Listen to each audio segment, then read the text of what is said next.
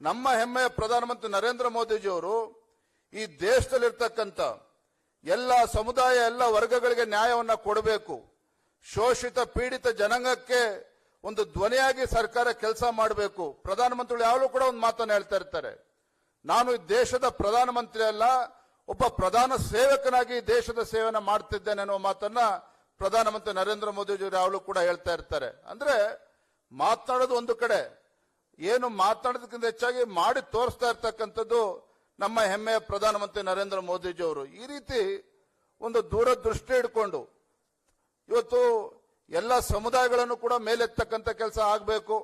ವಿಶೇಷವಾಗಿ ನಾನು ಈ ಸಂದರ್ಭದಲ್ಲಿ ನಮ್ಮ ಭಾರತೀಯ ಜನತಾ ಪಾರ್ಟಿ ಸರ್ಕಾರ ಇದ್ದಾಗ ಒಂದು ಕಡೆ ಸನ್ಮಾನ್ಯ BS ಯಡಿಯೂರಪ್ಪನವರ ಚಿಂತನೆ, ಮತ್ತೊಂದು ಕಡೆ ಬಸವರಾಜ ಬೊಮ್ಮಾಯಿ ಅವರು ಮುಖ್ಯಮಂತ್ರಿಗಳಿದ್ದಂಥ ಸಂದರ್ಭದಲ್ಲಿ ಯಾವ ರೀತಿ SC/ST ರಿಸರ್ವೇಶನ್ ಅಲ್ಲಿ ಇವತ್ತು 17% ಏರಿಸಿರ್ತಕ್ಕಂಥದ್ದು, ಎಲ್ಲ ಸಮುದಾಯಗಳು ಕೂಡ ನ್ಯಾಯ ಕೊಡ್ತಕ್ಕಂಥ ಕೆಲಸ ಹೇಗೆ ಮಾಡಿದ್ದಾರೆ ಅನ್ನೋದನ್ನ ನಮ್ಮ ಕಾರಜೋಳ ಸಾಹೇಬರು, ಚಲವಾದಿ ನಾರಾಯಣ ಸ್ವಾಮಿ ಅವರು ಮಾತನಾಡ್ತಾರೆ. ಈ ಸಂದರ್ಭ ಮತ್ತೊಂದು ಸಂತೋಷ ತರ್ತಕ್ಕಂಥ ವಿಚಾರ ಅಂತ ಹೇಳಿದ್ರೆ, ವೇದಿಕೆ ಮೇಲೆ ನಮ್ಮ ಕೊಳ್ಳೇಗಾಲದ ಮಹೇಶ್ ಅಣ್ಣ ಅವರಿದ್ದಾರೆ. ಮಹೇಶ್ ಅಣ್ಣ ಅವ್ರನ್ನ ಯಾವತ್ತೂ ಕೂಡ ನಾನು ನೆನಪು ಮರಿಬಾರ್ದು ಯಾವುದೇ ಕಾರಣಕ್ಕೂ. ಕಾರಣ ಅಂತ ಹೇಳಿದ್ರೆ, ಹಿಂದೆ ರಾಜಕೀಯ ಬದಲಾವಣೆ ಆದಂತ ಸಂದರ್ಭದಲ್ಲಿ ಸನ್ಮಾನ BS ಯಡಿಯೂರಪ್ಪನವರು ರಾಜ್ಯದಲ್ಲಿ ಮತ್ತೊಮ್ಮೆ ಮುಖ್ಯಮಂತ್ರಿ ಆಗಬೇಕು, ಯಡಿಯೂರಪ್ಪನವರು ರಾಜ್ಯದ ಮುಖ್ಯಮಂತ್ರಿಗಳಾದ್ರೆ ಈ ರಾಜ್ಯದಲ್ಲಿರ್ತಕ್ಕಂಥ ಎಲ್ಲ ಸಮುದಾಯಗಳಿಗೆ ನ್ಯಾಯ ಸಿಗ್ತದೆ ಅನ್ನುವ ಒಂದು ಛಲವಾದ ವಿಶ್ವಾಸವನ್ನು, ಅಚಲವಾದ ವಿಶ್ವಾಸವನ್ನು ಇಟ್ಕೊಂಡು ಮಹೇಶ್ ಅಣ್ಣ ಅವರು ಅವತ್ತು ಶಾಸಕರಾಗಿ ಮಂತ್ರಿಯಾಗಿದ್ರು ಸಹ ಯಡಿಯೂರಪ್ಪನವರಂತ ಒಬ್ಬ ಹೋರಾಟಗಾರ ಮುಖ್ಯಮಂತ್ರಿ ಆಗಬೇಕು ಅಂತೇಳಿ ಏನನ್ನೂ ಕೂಡ ಅಪೇಕ್ಷೆನ ಪಡೆದೇನೆ ಯಡಿಯೂರಪ್ಪನವ್ರನ್ನ ಮುಖ್ಯಮಂತ್ರಿ ಮಾಡ್ತಕ್ಕಂಥ ನಿಟ್ಟಿನಲ್ಲಿ ಇವತ್ತು ಮುಂದೆ ಬಂದಿರತಕ್ಕಂಥವ್ರು ನಮ್ಮ ಕೊಳ್ಳೇಗಾಲದ ಮಹೇಶ್ ಅಣ್ಣ ಅವರು. ಅಂದ್ರೆ ಈ ರೀತಿ ತ್ಯಾಗ ಬಲಿದಾನಕ್ಕೆ ಮತ್ತೊಂದು ಹೆಸರು ಇವತ್ತು ಯಾವ್ದಾರ ಇದ್ರೆ ಅದು ನಮ್ಮ SC ಮತ್ತು ST ಸಮುದಾಯ ಅನ್ನತಕ್ಕಂಥದ್ದು ಕೂಡ ನಾ ಈ ಸಂದರ್ಭದಲ್ಲಿ ನೆನಪು ಮಾಡ್ಕೊಳ್ಳೋಕೆ ಇಚ್ಛೆ ಪಡ್ತೇನೆ. ಯಡಿಯೂರಪ್ಪನವ್ರ ಬಗ್ಗೆ ನಾನು ಹೇಳ್ತಾ ಇದ್ದೆ, ಅದು ಒಂದು ಅಂಶವನ್ನು ಹೇಳಿ ನನ್ನ ಮಾತನ್ನು ಮುಗಿಸ್ತೇನೆ. ಸಾಕಷ್ಟು ಹಿರಿಯರು ಮಾತನಾಡೋರಿದ್ದಾರೆ. ಯಾವ ಭಾರತೀಯ ಜನತಾ ಪಾರ್ಟಿ ಕೇವಲ ನಗರಕ್ಕೆ ಸೀಮಿತ ಆಗಿರ್ತಕ್ಕಂಥ ಪಕ್ಷ ಅಂತ ಹೇಳಿ ಅಂತ ಇದ್ರು, ಅಂತ ಭಾರತೀಯ ಜನತಾ ಪಾರ್ಟಿಯನ್ನ ಇವತ್ತು ರಾಜ್ಯದಲ್ಲಿ ಹಳ್ಳಿಗೆ ತೆಗೆದುಕೊಂಡು ಹೋಗ್ತಕ್ಕಂಥ ನಿಟ್ಟಿನಲ್ಲಿ ಯಡಿಯೂರಪ್ಪನವರು, ಅನಂತಕುಮಾರ್ ಅಂತ ಎಲ್ಲ ಹಿರಿಯ ನಾಯಕರು ಯಶಸ್ವಿಯಾಗಿದ್ದಾರೆ ಅಂತ ಹೇಳಿದ್ರೆ, ಯಡಿಯೂರಪ್ಪನವರು ನಂಗೆ ಇನ್ನೂ ಕೂಡ ನೆನಪಿದೆ. ನಾನೇ ಅಂಬಾಸಿಡರ್ ಕಾರಲ್ಲಿ ನಾನು ಕೂಡ ತಂದೆಯವ್ರ ಜೊತೆ ಕೂತ್ಕೊಂಡು ಹೋಗ್ತಾ ಇದ್ದೆ. 90ರ ದಶಕದಲ್ಲಿ ಭಾರತೀಯ ಜನತಾ ಪಾರ್ಟಿ ಅಂದ್ರೆ ಕೇವಲ ನಗರಕ್ಕೆ ಸೀಮಿತ ಆಗಿರ್ತಕ್ಕಂಥ ಪಕ್ಷ. ಯಡಿಯೂರಪ್ಪರು ಒಂದು ಆಲೋಚನೆ ಮಾಡಿದ್ರು, ಬಿಜೆಪಿ ಅಂತ ಹೇಳಿದ್ರೆ ಕೇವಲ ಬ್ರಾಹ್ಮಣರು ಪಕ್ಷ, ಬಿಜೆಪಿ ಅಂತ ಹೇಳಿದ್ರೆ ಕೇವಲ ನಗರಕ್ಕೆ ಸೀಮಿತ ಆಗಿರ್ತಕ್ಕಂಥ ಪಕ್ಷ ಅಂತ ಮಾತನಾಡ್ತಾ ಇದ್ದಾರೆ. ಹೇಗಾದ್ರೂ ಮಾಡಿ ಬಿಜೆಪಿಗೆ ಒಂದು ದಕ್ಷಿಣ ಭಾರತದಲ್ಲಿ ಒಂದು, ಕರ್ನಾಟಕದಲ್ಲಿ ಒಂದು ಭದ್ರ ಬುನಾದಿ ಹಾಕಬೇಕು.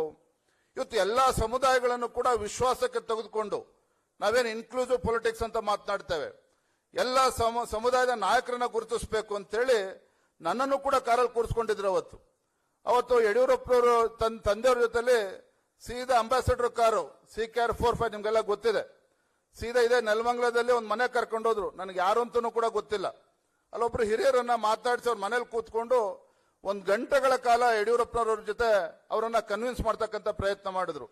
ತಾವು ಭಾರತೀಯ ಜನತಾ ಪಾರ್ಟಿ ಬರಬೇಕು, ನಮ್ಮ ಭಾರತೀಯ ಜನತಾ ಪಾರ್ಟಿಯಲ್ಲಿ ಮಡವಂತಿಕೆ ಇಲ್ಲ, ತಮ್ಮಂತವರು ನಮ್ಮ ಭಾರತೀಯ ಜನತಾ ಪಾರ್ಟಿ ಬಂದ್ರೆ ನಿಮ್ಮ ಸಮುದಾಯ ಕೂಡ ನಮ್ಮನ್ನ ನಂಬ್ತದೆ, ನೀವು ಬರಬೇಕು ಅಂತೇಳಿ ಒಬ್ಬ ಮಹಾನ್ ನಾಯಕರನ್ನ ಮಾತಾಡ್ಸಕ್ಕಂಥ ಪ್ರಯತ್ನ ಮಾಡಿದ್ರು.